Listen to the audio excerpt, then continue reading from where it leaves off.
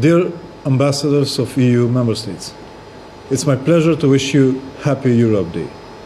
We honestly feel that this day, Europe Day, is a meaningful day for us here, because we too are a part of Europe. And after much hard work, I believe we are finally ready to deepen that relationship. If we consider our shared history, our shared geography, and most importantly, our shared values and common strategic interests in political and economical terms, the conclusion is simple. We are already an important part of Europe. But at the same time, we need to admit that to become part of the European Union, with all the rights and obligations, we need to continue down the path of growth and commitment to democratic values. And we are absolutely committed to that path. We must maintain and deepen the hard-fought reforms we have started, with the aim to build a modern and functional democracy. We must also continue our work to create sustainable and professional institutions, a prosperous economy, and an inclusive society. A society that values equal opportunity for all, regardless of the ethnicity or religion of those we serve. When we achieve these goals, I am confident with your continued support, we will become a proud member of the European Union. After all, a Europe that is truly united will be a stronger and more prosperous, especially in the face of the new and unprecedented challenges to our shared values, which are all facing from abroad. I believe the majority of people in our country understand this truth. In fact, around 80% of the population favors both EU and NATO membership. And this government is prepared to successfully overcome any and all challenges or obstacles that stand in our way.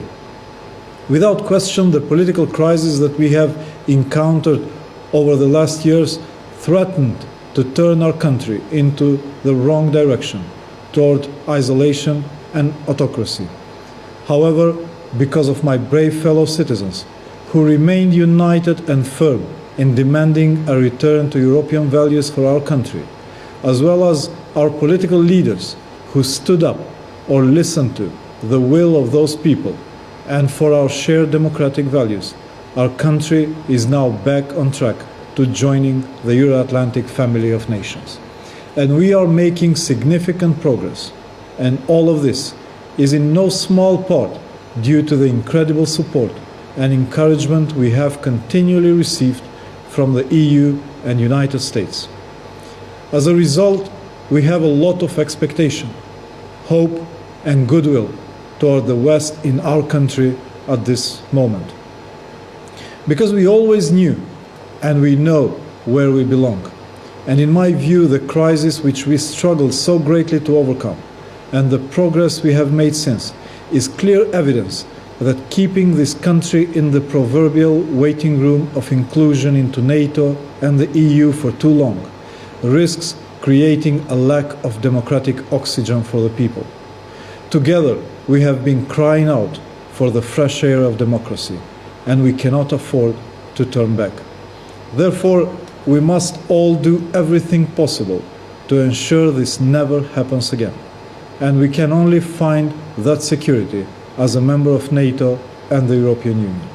To that end, the new government, when taking over responsibility last summer, drew a clear line in what direction the reforms will go, and that is toward the creation of a truly European state, one that people want to live in and will return to. Our citizens want and are committed to creating a stable state with democratic institutions which will ensure a life without fear and repression. They want elections in which votes will be cast freely, without pressure and without violence. They want an economic environment where competitive ability and not political affiliation will be valued. They want a state that has friendly relations with all its neighbors, and a government that will solve open issues openly and not to escalate them and encourage historical animosities. These were the guidelines for our reforms, and Plan 369 was a tool to lay ground for these reforms. We focused on, first, urgent reform priorities and key reforms implementation in judiciary, public administration, security services, media, and second, resolving internal and open issues with our neighbors, Ohrid Framework Agreement, Bulgaria, and Greece.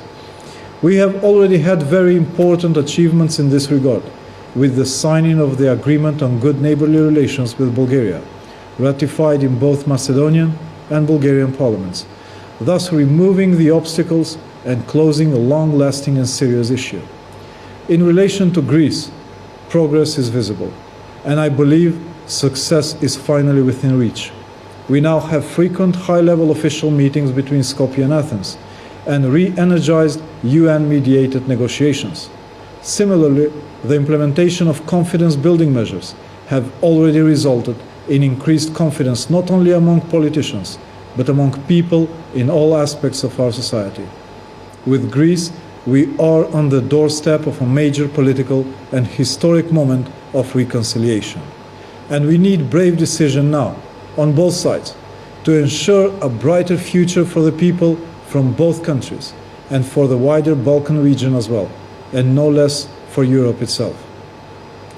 Dear ambassadors, looking back at the year we left behind this year, you will agree we have a special reasons to celebrate because of what we have achieved so far. 2018 has become a year of unique and exciting opportunities. In only 1 year, we have succeeded in returning the country on the right and irreversible path towards Euro-Atlantic integration. This reform government is seeking to boldly address the challenges at hand and is managing to make great strides in transforming a once captured state into an inclusive, transparent, and European one. We have already succeeded to unfreeze relations with our international strategic partners and supporters, endeavored to free our institutions, administration, and indeed our whole society. And believe me, the work continues. President Tusk, during his visit, stated, and I quote, "In just 1 year, he was impressed with its reform processes, and the country is writing a completely new chapter in its history and in the relations with the EU." And High Representative Mogherini said, and I quote again, "It's like I'm coming to a completely different state." I agree with both of them and would add that as much as we have achieved in this short time, we recognize there is much work still to be done and are fully aware that it won't be easy and will take time. But such is the nature of democracy, as we all know. It's very often that I'm asked to give arguments why we should be part of the EU and should start accession negotiations. I hope so far I've given some arguments, but let me summarize few more to have when you will be deciding in your capitals in the following weeks about the future relations of the EU with my country. Please take into consideration that this country is the only country in the region that has fully solved all geographical border disputes, is a fully functional multi-ethnic and multi-confessional democratic society, is the missing piece in the EU mosaic that can bring to the EU new breath of cohesive spirit and can serve as positive example for the whole Western Balkan region. The country is ready to act fully in line with common foreign security policy position and to be part of the new EU defense structures, is doing everything it can to upgrade its good neighborly relations to the level of the EU standards and requirements, and is ready in political terms and in terms of institutional capacity to start accession negotiations. Further on, as arguments for the decision, dear Excellencies, in case we do not start accession negotiations, the risks are many, but let me highlight few. Loss of hope for EU and NATO membership will provoke young, educated people to continue leaving the country, reducing the workforce and potential for development and growth. Loss of hope can also produce strong EU fatigue and EU skepticism. Will rise anti-NATO feelings. Population division by ethnic, religious and social lines will deepen, resulting in vulnerability of the democratic institution and its capacity to govern. It will downsize the level of resistance and will create fertile ground for third countries' interference and increased influence. Will leave space for penetration of potential violent groups, thus raising risk from terrorism, extremism, and nationalism. Therefore, we cannot afford to miss this historic momentum. It must be used as a basis on which we will build an even broader international consensus for all the challenges on this path, and we will not allow ourselves to miss the opportunity to provide future generations a secure, stable, and prosperous perspective. I talked about 2018 being a pivotal year. The positive mood set during last year around the future of the Western Balkan countries as potential members of the EU has one added to the excitement. Not to mention the powerful statements of Chancellor Merkel and the successful Berlin process and the Trieste meeting, the Sorbonne speech by President Macron, the State of the Union speech by President Juncker, and Prime Minister Borisov's persistent push of the Western Balkans on the EU agenda. And I could go on and on. I'm looking forward to the historic summit in Sofia next week, the first EU enlargement summit after Thessaloniki in 2003, where we expect the European perspective of the Western Balkans countries to be reiterated with the declaration and its annex Sofia positive agenda.